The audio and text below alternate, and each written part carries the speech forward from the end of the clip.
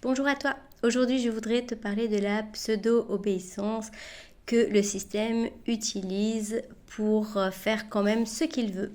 Alors, ça vient d'une anecdote où dernièrement, j'ai dû me rendre à l'hôpital, donc je m'y rends régulièrement pour des examens, des diagnostics, surtout pour les papiers, parce que c'est pas l'hôpital qui me soigne le plus, même si quand même un petit peu. Et donc, je vais me chercher une tasse de café à la cafétéria, un bon petit café. Et là, j'observe que depuis la période du confinement, eh bien, il y avait marqué qu'il était obligatoire de payer en carte et donc le cash était interdit. Je te rappelle qu'à l'époque du Covid, c'était pour des pseudo-raisons d'hygiène, soi-disant que le Covid pouvait se transmettre par les billets et les pièces. Bon, eh bien, en fait, le fait d'interdire quelqu'un de payer en cash, c'est discriminatoire et en plus, dans la loi, c'est tout à fait illégal. Sauf qu'entre nous, les hôpitaux et les communes, eh bien, elles interdisent toujours de payer en cash. Donc, les entités de l'État, quoi. Donc, la cafétéria, j'observe qu'il n'y a plus marqué que c'était interdit de payer en cash, mais c'était marqué en grandes lettres. Nous vous demandons de payer de préférence en carte. Donc, sous-entendu, ne payez pas en cash, vous pouvez, mais bon, ça ne nous arrange pas trop. Donc, ils respectent la loi qui fait qu'on peut payer comme on veut. Sauf que moi, puisque je savais qu'on ne pouvait pas payer en cash, j'avais prévu de payer par carte cette fois-ci. Et donc là, je demande à la gentille caissière qui me fait un bon petit cappuccino. Je lui demande, tiens, je lui dis, ça a changé parce qu'avant, l'étiquette, ce qui était écrit ici, l'écriteau n'était pas marqué de préférence, mais que c'était cash, uniquement par carte. Donc, cash interdit. Elle me dit, oui, c'est vrai, on peut payer par cash, mais attention, si vous voulez payer par cash, il va falloir aller à l'accueil de l'hôpital, donc là où on a un quart d'heure, une demi-heure d'attente, pour pouvoir faire un échange du cash pour la monnaie exacte, et puis revenir chez moi. Je fais, c'est quoi ça c'est quoi comme stratégie? Enfin, j'ai jamais entendu ça.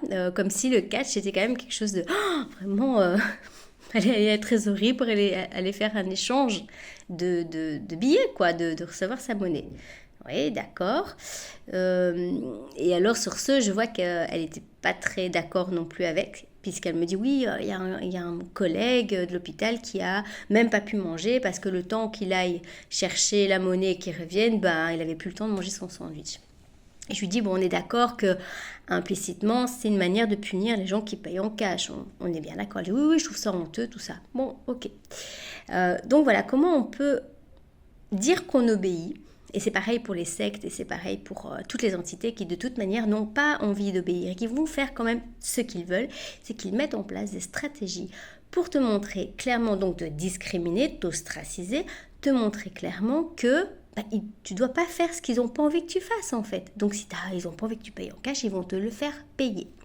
Alors, c'est leur stratégie. On peut utiliser une stratégie positive. Donc là, j'ai une autre anecdote, c'est que j'ai été au marché acheter un petit repas pour mon midi. Et là, je vois que c'est marqué 12 euros. Et donc, je sors du cash, puisque j'essaye vraiment d'aider les personnes le plus possible, je paye en cash pour qu'ils ne soient pas obligés de tout déclarer finalement, qu'ils puissent survivre, parce que tous ceux qui déclarent tout, en fait, ils ne survivent pas, ils sont en faillite. Et la personne me dit, si vous payez en cash, c'est moins cher, c'est 10,80 €. Ok, bon, moi je vais laisser les 11 euros. Pas la prochaine fois, je me dis je lui laisserai même les 12 euros, puisque moi j'étais prête à payer les 12 euros. Donc on peut utiliser la stratégie inverse, bien sûr. C'était pas écrit dessus, mais après de bouche à oreille, ça se sait. Voilà, à toi de voir quel jeu tu as envie de jouer. Mais en tout cas, juste pour te dire que si d'un côté les manipulateurs font ce qu'ils veulent et obéissent de manière stratégique, mais en te faisant subir quand même le fait qu'ils sont contraints de faire quelque chose qui ne leur plaît pas, je vois pas pourquoi nous on ferait pas la même chose de l'autre côté.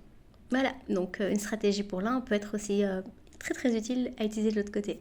Voilà, dis-moi en commentaire si tu as d'autres des anecdotes et puis si tu as d'autres manières de mettre en place des stratégies parce qu'on est vraiment dans une guerre numérique et que pour nous, cette guerre, elle commence par ça, hein, par toutes les données, par tout le numérique, par toutes les preuves, la traçabilité qu'ils ont dans tout ce que tu fais. Donc, moi, j'ai envie de dire, payons en cash, payons en cash, payons en cash.